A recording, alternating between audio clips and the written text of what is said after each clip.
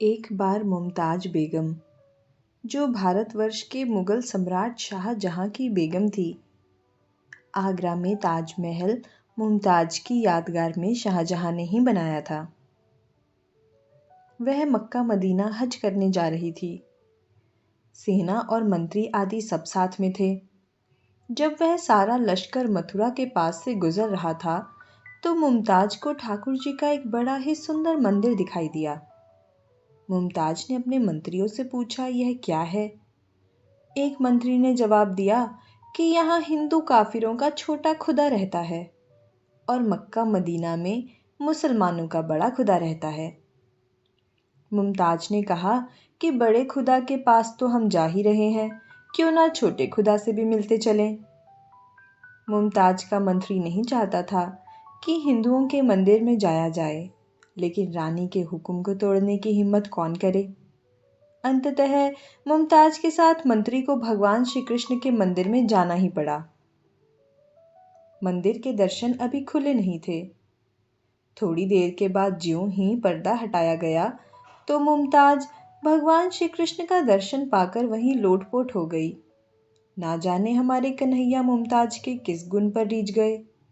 ऐसी पैनी छुरी दिल्ली के बादशाह की रानी के हृदय पर चला दी कि उसे अपनी सुध-बुध ही नहीं रही। मुमताज जब होश में आई, तो उसने अपने मंत्रियों से साफ कह दिया कि मेरी हज हो गई। अब इस छोटे खुदा से कोई बड़ा खुदा मक्के मदीने में है, तो वह दूसरे मुसलमानों के लिए होगा।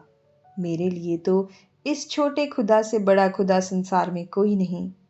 मुमताज फिर मथुरा से ही दिल्ली वापस आ गई। वह आगे गई ही नहीं। मुमताज ने कलमा कुरान छोड़ दिया, नमाज पढ़नी छोड़ दी। अब वह भगवान कृष्ण की मूर्ति की घंटी शंख बजाकर पूजा करने लगी। मुमताज ने जो भगवान श्री कृष्ण के लिए लिखा, ये उसी के शब्दों में। सुनो दिल जानी, हमारे दिल की कहानी, तेरे पास बिकानी, बदनामी को सहूंगी। तेरी पूजा ठानी, नवाज भुलानी, छोड़े कलमा कुरान, तेरे गुनों को गहूंगी। सांवरा सलोना, सरताज तुर्रेदार, तेरे निहदाग में प्यारे, निदाग हो के रहूंगी। नंद के फरजंद, कुर्बान तेरी सांवरी सूरत पे, तेरे साथ प्यारे, हिंदुआनी बन के रहूंगी। मुमताज क्या कह रही है? वह कह रही है कि अगर तू हिंदुओं का खुदा है और हिंदुओं को ही मिलता है, तो मैं तुझे पाने के लिए हिंदू बनकर रहूंगी। और अगर तू जगत का परमात्मा है, तो मुझ पर भी कृपा कर दे। अब मेरी बदनामी होती है तो होती रहे, किंतु तुझे देखते ही मैं कलमा कुरान पढ़ना सब भूल गई हूँ। नंद के फरजंद, अब तो केवल तेरी पूजा और तेरा स्वरूप ही याद रह गया है, बाकी का सब कुछ छूट चुका है।